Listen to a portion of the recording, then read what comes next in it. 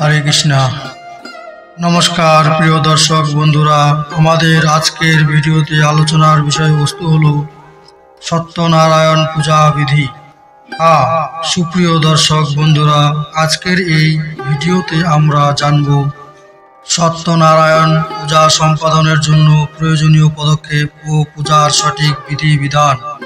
ताछाड़ा आरो जानबो एई पूजार जन्य किछु निषिद्ध कर्म सम्बन्धे एवं एई पूजा सम्पादने कि फल प्राप्त हय, कोन तिथि ओ कोन लग्ने एई पूजा करा उचित ओ एई पूजार माहात्म्य कि, এই সবই প্রশ্নের উত্তর খোঁজার চেষ্টা করব আজকের এই ভিডিওটির মাধ্যমে। তাহলে চলুন বন্ধুরা, আর বিলম্ব না করে ভিডিওটি শুরু করা যাক। তার আগে আপনাদের সকলের কাছে আমার বিনীত অনুরোধ, চ্যানেলটিতে সাবস্ক্রাইব করে আমাদের সাথে যুক্ত থাকার জন্য। সত্যনারায়ণ পূজা হিন্দু ধর্মে ভগবান বিষ্ণুর একটি বিশেষ পূজা। এই পূজা ঘরে সুখ শান্তি ও মঙ্গল কামনার্থে করা হয়। এই পূজা করতে গেলে প্রথমেই যে সমস্ত প্রস্তুতিগুলো গ্রহণ করতে হয় তার মধ্যে সবার প্রথমে তিথি বা লগ্ন। এই পূজার প্রত্যেক মাসের পূর্ণিমা বা যে কোনো শুভ তিথি ও লগ্নে করা যেতে পারে।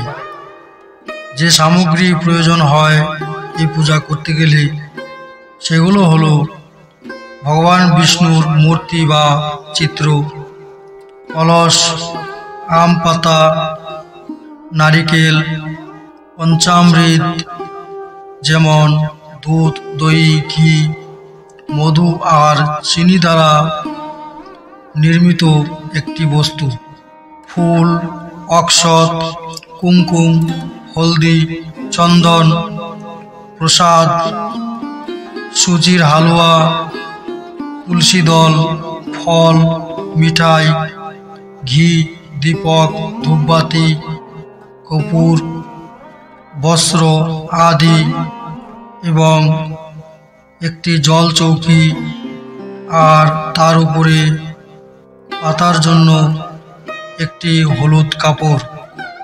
এই প্রয়োজনীয় বস্তু সামগ্রীগুলি একত্রিত করার পর স্নান আদি সম্পূর্ণ করে শুচিশুদ্ধ অবস্থায় পূজাস্থলে উপস্থিত হয়ে পূজাস্থলটি পরিষ্কার পরিচ্ছন্ন করতে হবে এবং কলস স্থাপন করে কলসের উপরে আম পাতা, নারিকেল আদি রেখে স্বস্তিক চিহ্ন অঙ্কন করে প্রথমে ভগবান শ্রী গণেশকে আহ্বান করতে হবে, যাতে শ্রী গণেশের কৃপায় পূজা কার্যটি সুন্দরভাবে আর মঙ্গলময়ভাবে বিনা বিঘ্নতার সহিত সুসম্পূর্ণ হয়। তারপর সত্যনারায়ণ পূজা করার সংকল্প গ্রহণ করতে হবে। সংকল্প করবেন এইভাবে: ওম বিষ্ণু বিষ্ণু বিষ্ণু। তারপর কোন দিন, কোন মাসে এবং কোন তিথিতে আপনি এই পূজাটি সম্পাদন করছেন, কোন লগ্ন বা কোন পক্ষে এই পূজাটি সম্পাদন করছেন সেটি উল্লেখিত করবেন আর নিজ গোত্র ও নাম পরিচয় উল্লেখিত করবেন। তারপর মম সকল কামনা সিদ্ধার্থে শ্রী সত্যনারায়ণ ব্রত কথা শ্রবণ সহিতং পূজ নমঃ করিষ্যে। এইভাবে মন্ত্রোচ্চারণের মাধ্যমে ভগবান শ্রী সত্যনারায়ণের কাছে সংকল্প করতে হবে যে, প্রভু, আমি আপনার পূজা করিবার সংকল্প গ্রহণ করিতেছি, কৃপা করে আমার এই পূজা সম্পাদন আপনি গ্রহণ করুন। আর যে মনোকামনার্থে আমি এই পূজা সম্পাদন আপনাকে করছি তা সফলতা প্রদান করুন।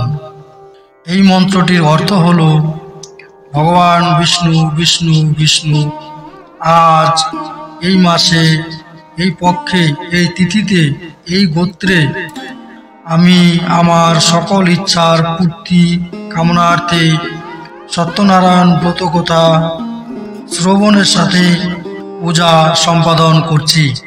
কৃপা করে প্রভু আপনি আমার পূজা সম্পাদনকে গ্রহণ করিবেন আর আমার সকল মনোকামনা পূর্ণ করিবেন।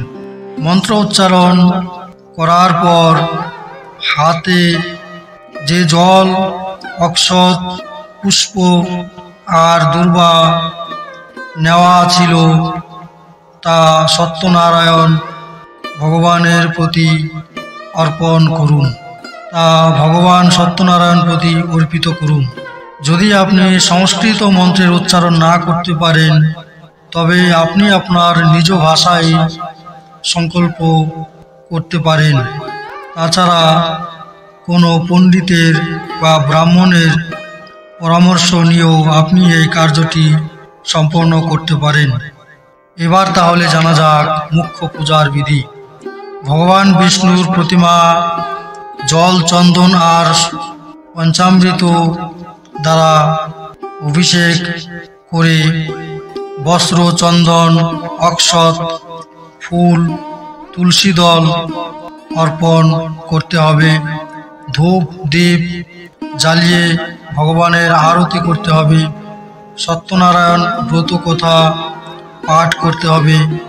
যদি যজ্ঞ করা হয় তবে সবচেয়ে ভালো।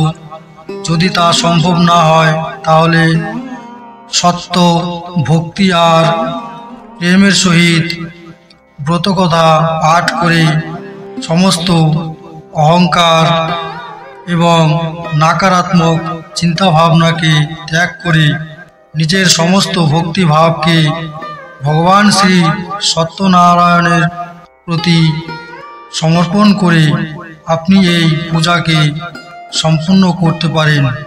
তারপর ভগবান বিষ্ণুর আরতি করে প্রসাদ বিতরণ করে সকলেই শ্রীবিষ্ণুর আশীর্বাদ প্রাপ্ত করুন। এই সকল কার্য সম্পূর্ণ হলে পূজাস্থলকে পরিষ্কার পরিচ্ছন্ন করে সকল সামগ্রী জলে বিসর্জিত করুন। এই পূজা শ্রদ্ধা এবং ভক্তিভাব সহকারে করতে হয়। এই পূজার ফলে সুখ, শান্তি ও গৃহে সমৃদ্ধি সদা বজায় থাকে। সত্যনারায়ণ পূজা করার সময় কিছু কার্য যা সম্পূর্ণরূপে বর্জিত মানা হয়, যা করলে পূজার সম্পূর্ণ ফল প্রাপ্ত হয় না। যেমন বিনা স্নান করে এবং অশুদ্ধ বস্ত্র ধারণ করে পূজাস্থলে যাওয়া বর্জিত। মহিলাদের মাসিক ধর্ম চলাকালীন পূজাস্থলে যাওয়া উচিত নয়। পূজাস্থলটি স্বচ্ছ ও পরিচ্ছন্ন রাখতে হবে। পূজা চলাকালীন কোনো রকম শোরগোল বা কলহ করবেন না। এই পূজাটি সর্বদা শুভ মুহূর্তে করা উচিত।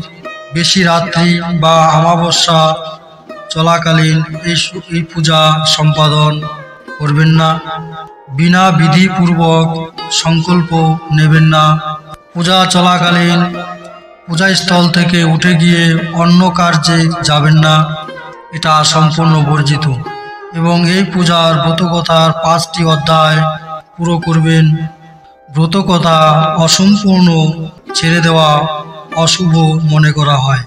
পূজার দিন এবং পূজার আগের দিন পেঁয়াজ, রসুন, মাছ, মাংস, মদ্য আদি যে কোনো প্রকার নেশা অথবা আমিষাহার সেবন করা সম্পূর্ণরূপে বর্জিত। প্রসাদের অপমান করবেন না। প্রসাদ সর্বদা প্রেমপূর্বক এবং ভক্তিভাবের সহিত গ্রহণ করবেন।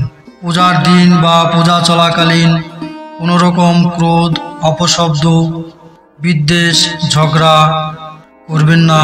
এতে পূজার ফল ও পুণ্য নষ্ট হয়। পরিবারের সকল সদস্য একত্রিতভাবে মিলিত হয়ে প্রেম ও শান্তিপূর্বক পূজা সম্পাদন করবেন। পূজার সময় মোবাইল ব্যবহার করা বা অন্য যে কোনো গতিবিধি থেকে বিরত থাকবেন। ভগবানকে অর্পিত করা প্রসাদ, তুলসী দল, ফুল এবং অন্যান্য সামগ্রী পূজা সম্পূর্ণ হওয়ার পর ডাস্টবিনে অথবা কোনো নোংরা স্থানে ফেলবেন না। এগুলো সব একত্রিত করে নদীর জলে বা পুকুরে স্বচ্ছ স্থানে বিসর্জিত করবেন। পূজা সম্পাদনের পর সকলকে প্রসাদ বিতরণ করুন আর বৈষ্ণব, ব্রাহ্মণ ও অন্য সকল ভক্তদের ভোজন সম্পাদন করুন। এই নিয়মগুলি পালন করলে সত্যনারায়ণ ভগবানের কৃপা হয় আর পূজা সফলতা প্রাপ্ত হয়। তো প্রিয় দর্শক বন্ধুরা, এতক্ষণ আমরা জানলাম সত্যনারায়ণ পূজার সম্পূর্ণ বিধিবিধান, পূজা সামগ্রী ও নিষিদ্ধ কর্ম সম্বন্ধে। তাহলে এবার চলুন জেনে নেওয়া যাক এই পূজা করার কি মাহাত্ম্য, এই পূজা করলে কি ফল প্রাপ্ত হয়। সত্যনারায়ণ পূজা করলে ভগবান শ্রীবিষ্ণুর কৃপা লাভ হয়, ঘরে সুখ শান্তি আর সমৃদ্ধি সদা বজায় থাকে, সকল মনোকামনা পূর্ণ হয়, সকল পাপের নাশ হয়, সমস্ত বাধা কষ্টের নিবারণ হয়, দুঃখ ও দরিদ্রতা সমাপ্ত হয়, গৃহে সকারাত্মক ঊর্জার সঞ্চার হয়, পরিবারে সুখ শান্তি ও সমৃদ্ধি সর্বদা বজায় থাকে, ব্যাপার এবং চাকরি বাকরিতে সফলতা অর্জিত হয়, দাম্পত্য জীবনে প্রেম এবং মধুরতা সর্বদা বজায় থাকে, সকল রোগ ভোগ ও সংকট থেকে মুক্ত থাকা যায় এবং অকাল মৃত্যু থেকে রক্ষা পাওয়া যায়। কোনো শুভ কর্মের উদ্দেশ্যে যাত্রা করলে যাত্রায় সফলতা প্রাপ্ত হয়, পূর্বজন্মের পাপ নষ্ট হয় এবং অন্তিমকালে মুক্তি ও শ্রীহরি নারায়ণের চরণে শরণ প্রাপ্ত হয়। তো দর্শক বন্ধুরা, এই হলো আমাদের আজকের আলোচনা সত্যনারায়ণ পূজা সম্পাদনের প্রয়োজনীয় পদক্ষেপ ও পূজার সঠিক বিধি ও নিয়ম। প্রিয় দর্শক, আজকে এই পর্যন্তই। আগামী দিন আবার দেখা হবে আরেকটি তথ্যমূলক বিষয়বস্তুর সাথে। ততক্ষণ পর্যন্ত সবাই ভালো থাকুন, সুস্থ থাকুন। ভিডিওটি ভালো লাগলে লাইক, শেয়ার ও কমেন্ট করতে ভুলবেন না। হরে কৃষ্ণা, জয় শ্রী রাধা গোবিন্দ।